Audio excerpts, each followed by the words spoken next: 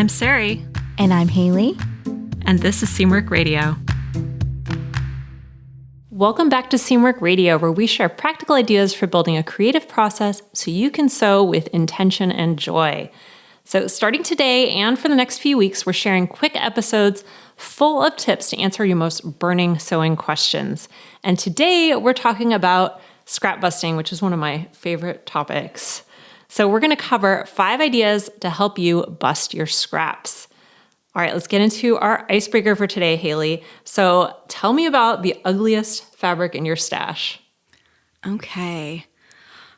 I have to say I've owned lots of ugly fabrics over the years. My current ugliest fabric is this green tweed. It's kind of like a Kelly green with like gold and brown in it. Doesn't sound very bad, but it's kind of weird. It sounds very 70s. Yeah, it is. It's vintage for sure, probably from about that decade. And it's not like blatantly ugly. It's just like a little bit ugly. Yeah. But I feel like it could be like very fashion, very cool, sewn into a jacket or something. So I've like held on to it for a long time. But like the raw fabric itself is just like not super inspiring. I hold on to it for its potential. Yeah. Maybe inspiration will strike. It will. I know, probably someday, right? Yeah. Well, there's something special about turning something that's really, really ugly into something you actually want to wear. And it's either something that like someone gave to me because their like relative passed away who sewed and no one sewed. Yeah. Or I don't think I thrifted it. I think someone gave it to me, which like comes up like a surprisingly often amount in my life. When you sew, people are always giving you stuff. Yeah, they're like, I don't know what to do with this. You have it. You're like, cool, now I have to figure it out. More clutter, thanks. No, I always appreciate it. Yeah. I've gotten some really good stuff that way. Yeah, totally. I mean, I've held on to this for like 10 years, so there has to be some kind of magic in it, right? Yeah. I mean, it can be inspiring because it's something that you wouldn't have picked out for yourself. Yeah, I think that's what it is. It's even more creative possibilities that way, I think, sometimes. Yeah. Tell me about your ugly fabric. Well, I saw this question on our script, so I pulled it out of my stash. So it's not that ugly, really. No. I really like the print on it. So I bought this on Etsy. I was looking for an antique fabric to make a pillow out of, and I really like the floral print on it. So I'm holding this up for our camera if you're watching this on video. And it's really not that ugly, but it feels like, you said it sounds like a windbreaker. Yeah, I'm holding it to the mic so you guys can hear it. Of wearing those like pants that were so embarrassing that like squeak when you walk. Like parachute pants. Yeah. It looks kind of like a polished chintz. So it's got like that coating on it. So it's sort of satiny, but feels real cheap and just kind of gross. It's not at all what I expected when I bought it. Yeah. I also thought it was going to have a black background, and it has a navy blue background, which is fine. It's cute. Yeah, it's kind of pretty. I just don't know if I made a pillow out of it, if I would get annoyed every time I lean against it and it sounds like a parachute. Maybe if you back it with batting or something. Yeah, it's not weird until I touch it. Then it's a little weird. Yeah. So I wouldn't say my ugliest, but it's my redheaded stepchild, I guess. Yeah. No offense to redheads. All right. Well, if you have an icebreaker for us for a future episode, if you're a Seamwork member, you can leave it for us at seamwork.com/go/icebreakers, and that'll bring you to a thread on our community where you can add your own ideas for a future icebreaker, and we'll probably use it on an episode in the future. All right, so on to our topic for today. So today's episode is part of our scrap busting series that we just launched on YouTube, and it's called 8 Weeks of Mindful Making. And we're going to show you all kinds of ways to use leftover scraps of fabric to make projects that are both beautiful and useful. So if this episode inspires you, definitely go over to YouTube and follow along with the whole series because there's lots and lots of good ideas there. All right, so Haley, tell me about your process for dealing with scraps. Okay. I mean, it's really like not a very advanced process. I have 2 separate boxes, one for big scraps, one for smaller scraps. The small scraps is like a free-for-all. It's just like confetti. Yeah. A box full of things. No organization at all. I would like love to organize it at some point, maybe like in little folders by color or something, but it's not so big that it doesn't function at this point. And then my larger scraps, which are like, I don't know, half yard or larger between half yard and like maybe yard pieces, I have folded in a box on their side, like Marie Kondo style, so I can like file through them. And that's it. I try to be like pretty mindful about my scraps and cull them once in a while and use them for like filler and projects and stuff. Yeah. But yeah, that's my process. What about yours? So I used to be really, I would not keep scraps at all unless they were over a certain size. And I used to just never keep them because I thought it was just too much clutter and I would never use them.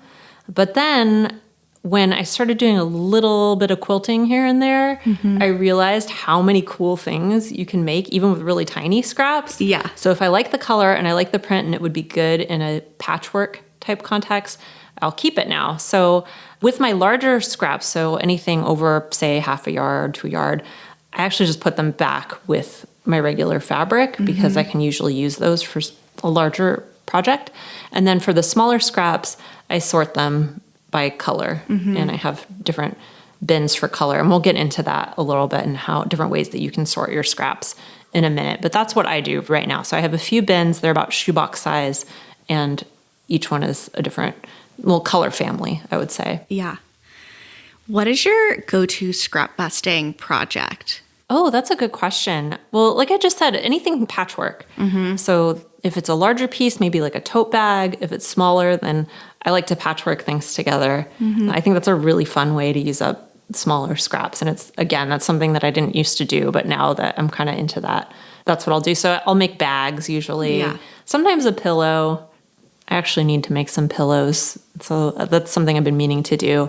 So kind of like smaller quilting type projects. What about you? Scrunchies. That's my favorite. I love gifting people scrunchies. My friends might be like tired of getting them from me at this point. My other go-to is like little zipper pouches, little lined zipper pouches, because I can patchwork them together and I save my batting scraps too. So patchwork them and quilt them and make cute little bags. I feel like that's one of those things you can never have enough of. Yeah.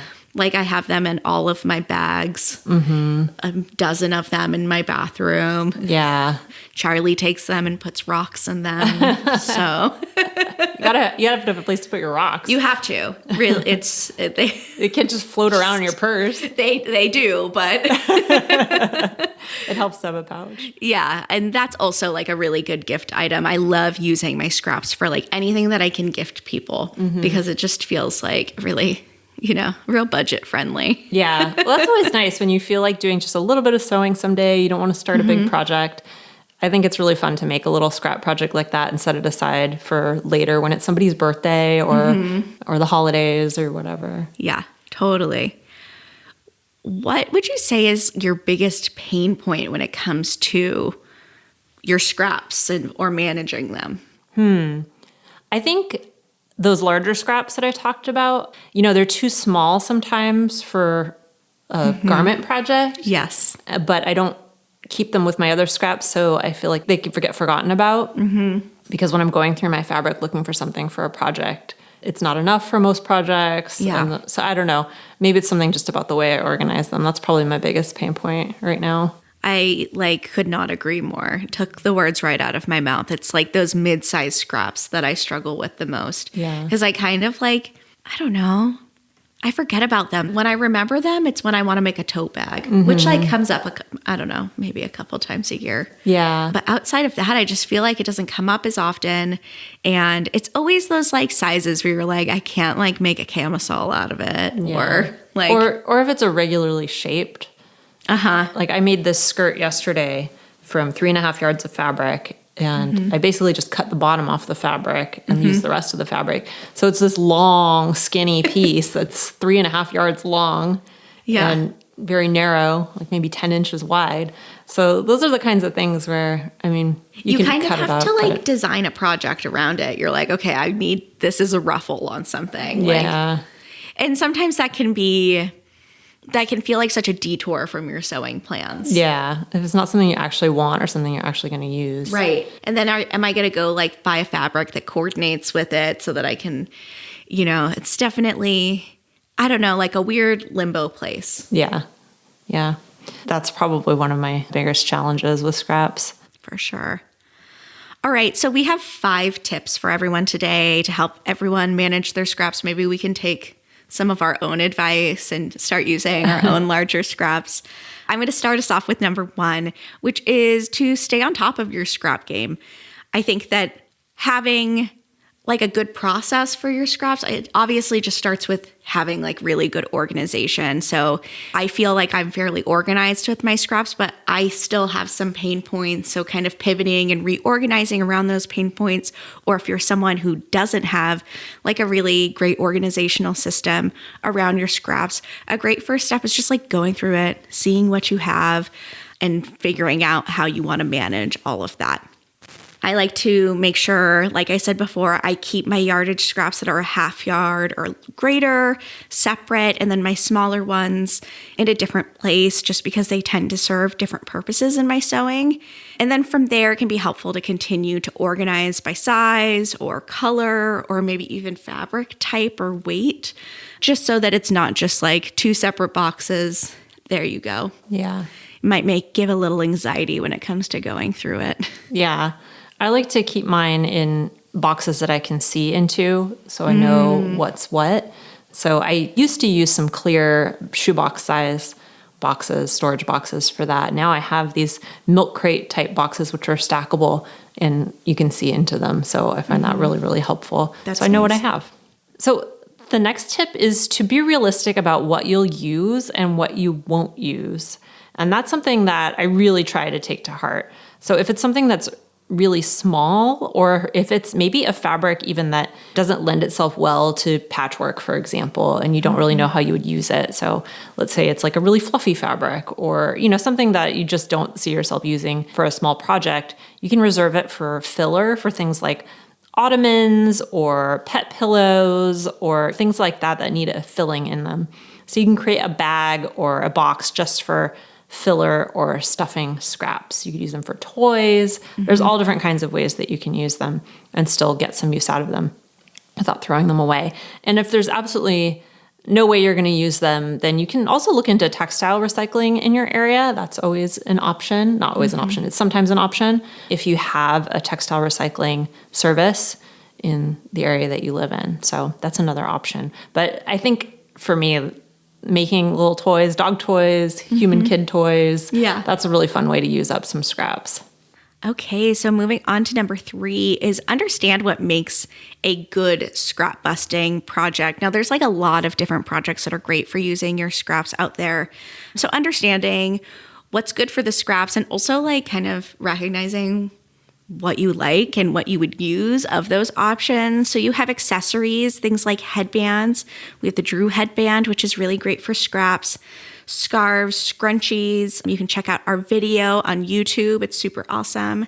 Hats, bags. And we also cover a lot of these things in our Mindful Making series on YouTube. So definitely check that out if you're interested in learning more about those.